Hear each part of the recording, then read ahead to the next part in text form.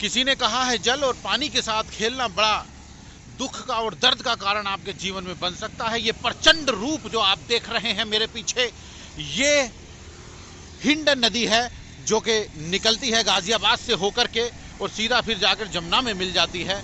इसे प्रचंड रूप आप जो देख रहे हैं, सन 76 में इसी तरह की बाढ़ आई थी अर्थला और करहेड़ा में। उसके बाद अब यहाँ पे ऐसा आप रूप देख रहे हैं 2023 में इतना ज़बरदस्त इसमें पानी आ गया है। ये पीछे जितने भी आपको मकान दिखाई दे रहे हैं ना, ये सब लबालब हैं। 7 से 8 फीट पानी है, कोई नहीं है इनके अंदर। कुछ लोग फंसे हैं, एनडीआरएफ की टीमें लगी हैं, उनका बचाव कार्य यहाँ पे रेस्क्यू चल रहा है। इतना आखिरकार पानी आया कैसे? हथनी कुंड बैराज जो कि हरियाणा में स्थित है, जहां दिल्ली की भी यही हालत हुई थी पानी ज़्यादा छोड़ने से, अब पानी को इधर डाइवर्ट कर दिया गया है, जिसकी वजह से पूरे गाजियाबाद का हाल बेहाल हो गया है। और यहाँ पे बहुत बड़ी आबादी रहती है, लाखों की स्थिति है यहाँ पे करहेड़ा गांव में। और यहाँ पे पूरा डूब ही क्षेत्र हो चुका है, कोई नहीं बचा है, सबके घर खाली कर दिए गए हैं। बड़ी बेबक स्थिति है, लोगों के पास इस समय खाने के लिए कुछ भी नहीं है। बिजली यहाँ कई दिन से नहीं आ रही है और कैंप के नाम पे यहाँ पे प्राइमरी स्कूल हैं, उनमें इनकी रहने की और खाने की व्यवस्था यहाँ फिलहाल प्रशासन ने कर दी है। एनडीआरएफ की टीमें लगी हुई हैं बचाव कार्य में। यहाँ पे बचाव कार्य स्टार्ट है। एनडीआरएफ की टीम जो है अपना यहाँ पे कार्य कर रही है। आगे जाने की इजाज़त नहीं है क्योंकि पानी इससे आगे लबालब भरा पड़ा है। तो यहाँ पे नाव के सहारे कार्यक्रम चल रहा। बहुत सारी टीमें यहाँ पे लगी हुई हैं कि कुछ लोग अंदर फंसे हुए हैं, उनको निकाल लिया जाए। इस समय बिजली घर के अंदर भी पूरा पानी पानी हो गया है, इसलिए वहाँ पे भी जाना कठिन है। बिजली भी बंद हो गई है।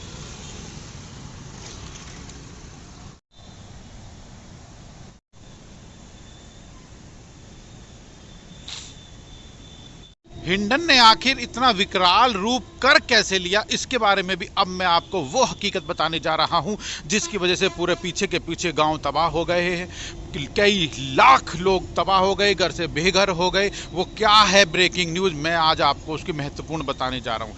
यहाँ पे कुछ लोग हैं जो ये धोने का कार्य करते हैं, कपड़े वगैरह जिनको धोबी हम लोग बोलते हैं। कुछ महत्वपूर्ण जानकारी मैं आपको देता हूँ। अब गाजियाबाद स्मार्ट सिटी आपके बहुत अच्छे से आप जानते हैं। यहाँ पे 1 2 3 4 और ये 5 पुल आपको जरा से क्षेत्र में दिखाई दे रहे हैं। और छठा पुल जो है वो है मेट्रो का, जो कि यहाँ से जा रहा है।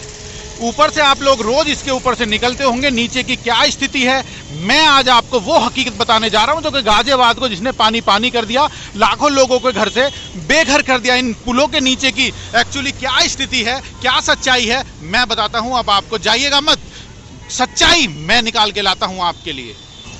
RDX हरिओम का यही मानना है, मनोरंजन ऐसा जो जानकारी बढ़ाए।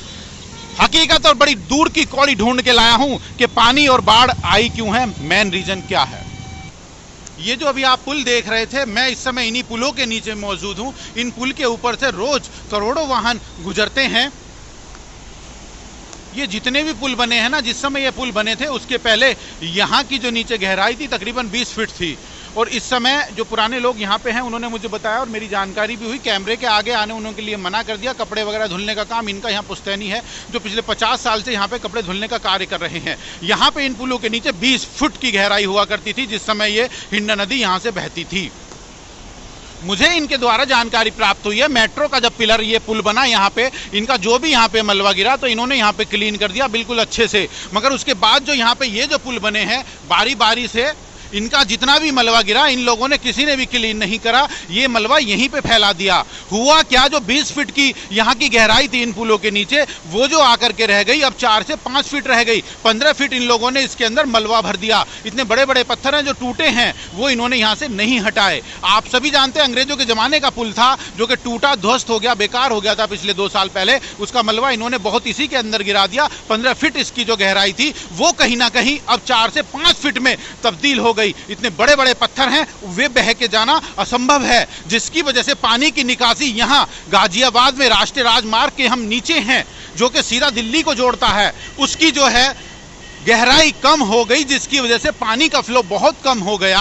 और पीछे जो हम गांव देखे हैं अभी, वो पूरे लबालब हो गए। लाखों लोग घर से बेघर होने के लिए यहाँ पे मजबूर हो गए। वहाँ से आप देख सकते हैं पानी बिल्कुल सीधा सीधा आ रहा है, मगर आप यहाँ पे आके देखें तो पानी जो है प्रचंड रूप में लहरों में तब्दील हो गया है। और आगे तक आप देख सकते हैं लहरें हैं। इसका रीजन यही है क्योंकि इसके नीचे बड़े बड़े पत्थर और इसका मलबा पुलों का पड़ा हुआ है, जो कि जिस भी कंपनी ने ये बनाया उसको हटाया नहीं और यहीं का यहीं छोड़ दिया, जिसकी आज भुगत रहा है पूरा गाजियाबाद मार।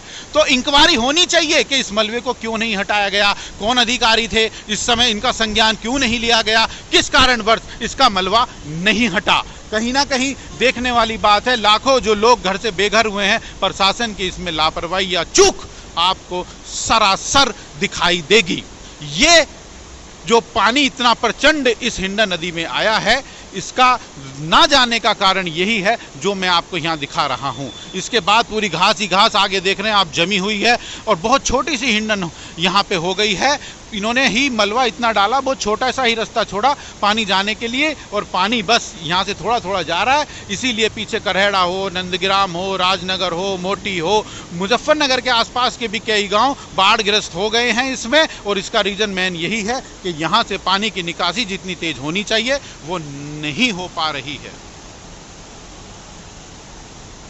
अगर आप मेरे चैनल पे नए हैं तो मेरे चैनल को लाइक और सब्सक्राइब कर दें। RDX हरिओम, अजब और गजब चीजें दिखाने का मेरा वादा है, दिखाता रहूंगा। मनोरंजन वही जो आपकी जानकारी बढ़ाए। सच्ची और सटीक खबरों के लिए मेरे साथ जुड़े रहिएगा। जय हिंद, जय भारत।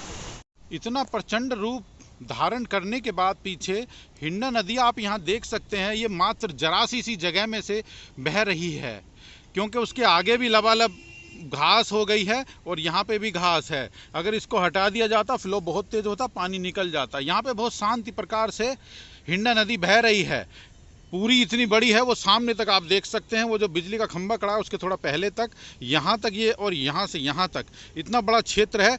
मगर अगर मैं बात करूँ तो मात्र 30% जगह है वहाँ से जहाँ से पानी निकल रहा है। 70% में घास और मिट्टी से लबालब सब कुछ भरा पड़ा है। और ये रेलवे का पुल है, भारतीय रेल यहीं से होकर के गुजरती है। जो दिल्ली को जितनी भी जाने वाली हैं पूर्वांचल से गाड़ियाँ सब इसी ट्रैक से होकर के जाती हैं। ये मैं बता रहा था कि बहुत छोटी सी जगह यहाँ पे रह गई है, पानी की निकासी नहीं हो पाई है, जिसकी वजह से इतने लाखों लोग इस बाढ़ से ग्रस्त हो गए हिंडन नदी की।